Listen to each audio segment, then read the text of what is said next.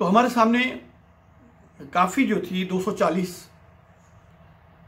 थी, उसका हमने छोटे छोटे टुकड़ों में इसको कर रहे हैं ताकि बात को हम आगे बढ़ा सकें। इश्क अनोखड़ी पीड़ 100 उसूल अंदर दे, नैन वहामिम नीर अलड़े जख्म जिगर दे, बिरूं बखेड़ा सख्त अवेड़ा, खेश कबीला लाविम झेड़ा, मारिम माँ प्यू वीर दुश्मन लोग शहर दे, तांग अवलड़ी सांग कुलड़ी, जिंदड़ी जलड़ी दिलड़ी गलड़ी, तन मन दे विच तीर मारिए यार हुनर दे, गमजे सहरी रमजा वेरी, अखियाँ जादू दीद लुटेरी, और जुल्मी जुल्फ जंजीर पेची पेच कहर दे। अब आगे चलते हैं। पीत पुनल दी सिक पल पल दी, उसकी प्रीत जो है पुन्नू महबूब की। पुन्नू जो रोमानवी किरदारों में सबसे ज्यादा ताकत के साथ सस्सी और पुन्नू, हीर और रांझा, और उस पुन्नू की पीत जो है, मोहब्बत जो है, उसकी सिक सिक कहते हैं चाहत को, पल पल दी, यानी कोई लम्हा उसकी चाहत से खाली नहीं है। क्योंकि उन्हें यह भी तो पता है ना कि जो दम गाफिल सो दम काफिर, तो वो इसको छोड़ना भी नहीं चाहते। अगर ये दर्द तकलीफ है तो वो इससे दस्त बरदार भी नहीं होना चाहते। तो पीठ पुनल दी सिक पल पल दी, मारू थल दी रीत अजल दी, दुख लाविन तड़ भीड़ जो सर दे सो कर दे। पुन्नू महबूब की जो पीठ है वो लम्हा लम्हा पल पल की है, कोई लम्हा खाली नहीं। लम्हा लम्हा का मतलब यह होता है कि कोई लम्हा खाली नहीं है। और मारू थल दी, लफ्ज़ मारू ख्वाजा साहब के पास बेशुमार मरतबा आता है, और इस मारू के 4-5 मानी होते हैं। मारू माने जानलेवा, मारू माने महबूब, मारू माने सादा लो देहाती, और मारू वो चीज़ जो भी महबूब के शहर से, माँ बाप के शहर से, कुर्ब वालों के शहर से जो भी चीज़ होती है वो मारू ही होती है।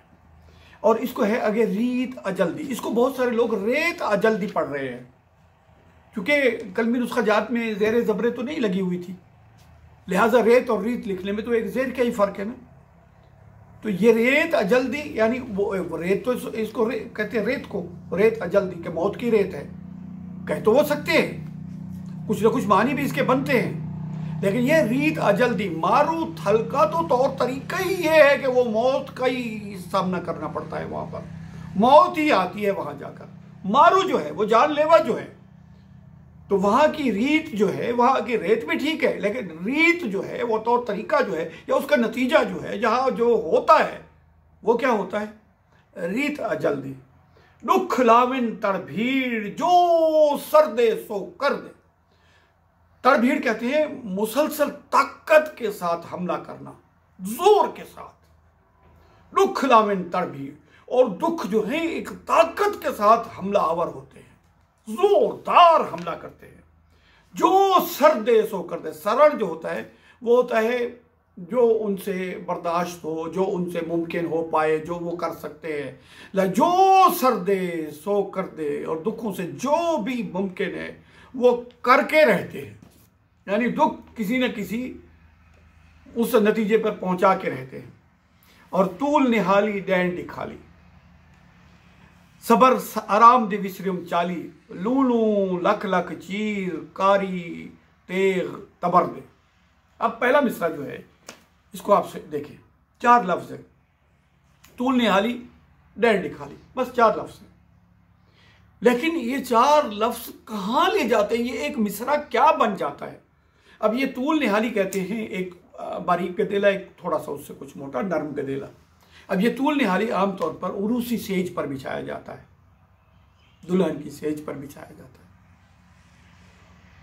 तो इससे तय हो गया कि वो दुल्हन है, उसकी सेज है, उसके ऊपर तूल निहाली बिछा हुआ है। एक पूरा वो सीन इसके पीछे छुपा हुआ है जो बयान कहा नहीं गया लेकिन बयान कर रहा है।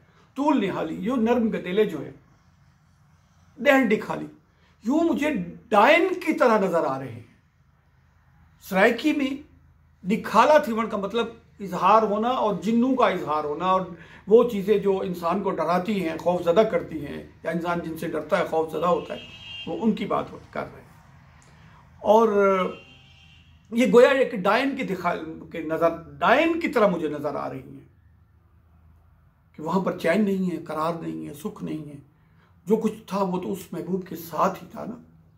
अगर वो नहीं है तो फिर मैं इनको क्या करूंगी? ये तो गोया मुझे खा जाएंगे। ये एक मिसरा है, 4 लफ्ज है, सिर्फ 4 लफ्ज है, लेकिन पूरी एक कहानी उसमें समोई हुई है। तूल निहाली, डैंडी खा ली। अब इससे ज्यादा क्या फसाहत और बलागत हो सकती है? और सबर आराम दी विश्रम चाली, वो सब्र आराम का जो तौर तरीका था वो भी मुझे याद नहीं रहा।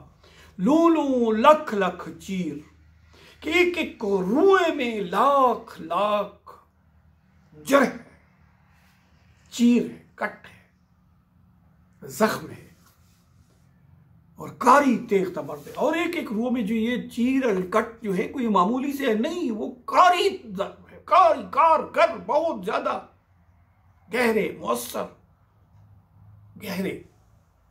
तेग तबर दे, तेग कहते हैं तलवार को, तबर कहते हैं चौड़े मुंह वाली कुहाड़ी को। तेग तबर को वार किए गए, मेरे रुआ रुआ मेरा जख्मी। और आखिरी बंद की तरफ हमारे यार फरीद न पायुम फेरा। अब ये यार कौन है? अगर कलाम फरीद में हम इसको देखें तो लफ्ज यार या उसकी जो मुश्किल यार यारियां वगैरह जो है ख्वाजा साहब के पास, ये 658 मरतबा इस्तेमाल हुआ है। इससे पता चलता है कि ख्वाजा फरीद के कलाम का मरकज क्या है। 271 काफियां हैं सारी और 658 मरतबा लफ्ज यार। इसके जो मुतबादलात हैं, मुतरादिफात हैं, उनको छोड़ दें, सिर्फ यार 658 मरतबा इस्तेमाल हुआ है। तो ये किसी वाबस्तगी की बात है ना। यार कौन होगा? अब हम सोचते हैं ना कि यार का मफहूम क्या है? एक तो यार है दोस्त। हजरत सादी नहीं कहते कि यार दोस्त, दोस्त जो है वो क्या है?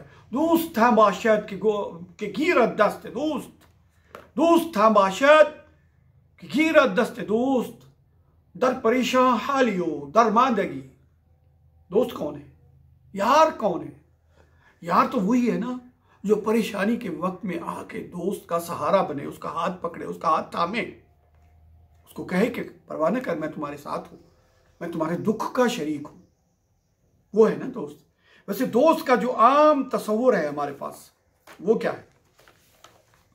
दोस्त जो है वो हमारा मददगार होगा, मुआविन होगा, साथी होगा, हिमायती होगा, दस्तगीर होगा और रफ़ीक होगा, मुहिब होगा, मुखलिस होगा, गमखार होगा, सज्जन होगा, प्यारा होगा, मालिक होगा, आका होगा, माशूक होगा, महबूब होगा और मनहरन होगा और मनमोहन होगा और हमारे दुख सुख में हमारे साथ होगा, किसी सूरत में हमें अकेला नहीं छोड़ेगा। यार तो वही होता है ना। यारी तो इसी को कहते हैं ना कि वो जान वार दे उसके ऊपर, उसके लिए उसका बोझ बांटे आकर। यार फरीद ना पायुम फेरा। और वो जो मेरा मददगार था या जिसने होना चाहिए था, जो मेरा मुहिब है, महबूब है, जो मेरा साथी है, मेरे दुख सुख को जानता है, मेरे दर्द को महसूस करता है, यही है ना दोस्त, जो मेरे दर्द को महसूस करता है, करना चाहिए जिसे, उसने फेरा ही ना पाया, दोबारा एक चक्कर ही ना लगाया। अब ये लफ्ज पायुम, फिर एक दफा वही ख्वाजा साहब की अपनी तश्कीलात है लिसानी। पायुम का मतलब है मैंने ना डाला, लेकिन यहां पर वो पायुम का मतलब ले रहे हैं कि मेरी तरफ ना आया। अजीब बात यह है कि आम सराइकी आदमी जब ये काफी सुनता है तो वो इस बात को महसूस ही नहीं करता। वो बिल्कुल ख्वाजा साहब पर एतमाद कर रहा होता है कि अगर इन्होंने पायुम इस तरह इस्तेमाल किया है तो बिल्कुल दुरुस्त इस्तेमाल किया है कि उसने मेरी तरफ फेरा नहीं डाला, नहीं आया, चक्कर नहीं लगाया। लाया दर्दू दिल विच देरा, सड़गुम सीस शरीर नेसा दाग कबर दे। अब उसका क्या बता रहे हैं कि उसका ये दुख, उसका वापस ना आना, मेरी तरफ कोई इल्तफात ना करना, मेरी तरफ मुतवज्जा ही ना होना, मेरा एहसास ना करना, उसका नतीजा क्या हुआ? सड़गुम सीस शरीर। ये सीस जो है कलाम फरीद में 10 मरतबा इस्तेमाल हुआ है मुख्तलिफ मकामात पर। इसके मकसद तकरीबन बदन भी होता है, माथा भी होता है, गर्दन भी होती है और पूरा जिस्म भी होता है और शरीर भी कमोबेश इसी माने में इस्तेमाल होता है। शरीर जो 5 मरतबा इस्तेमाल आया है और शरीर का मतलब 2 है, शरीर के 2 मानी हैं। इस तरह एक लफ्ज़ सीस है और एक असीस भी है, जिसे असेस कहते हैं, असीस भी है। असीस होता है किसी तरफ तवज्जो करना, साइकिल कहते हैं, असीस कहनी यानी उसकी तरफ मोहब्बत नहीं है, उसकी तरफ झुकाव नहीं, उसके दिल में दर्द नहीं है, उसको असीस कहते हैं। तो सीस कहते हैं इसको, बदन को, माथे को, गर्दन को, पूरे जिस्म को भी कह देते हैं, पेशानी को भी कहते हैं।